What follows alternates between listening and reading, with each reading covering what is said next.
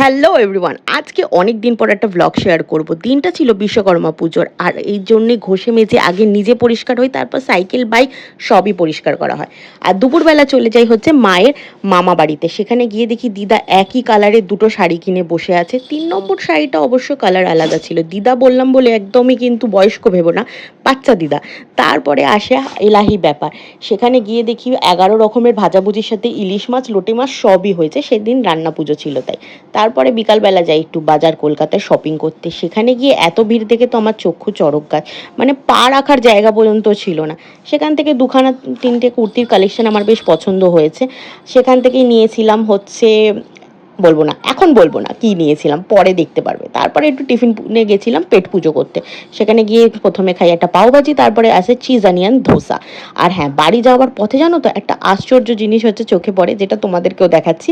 পাপা কি পারি নামে বিরিয়ানির দোকান খুলেছে আমাদের এখানে।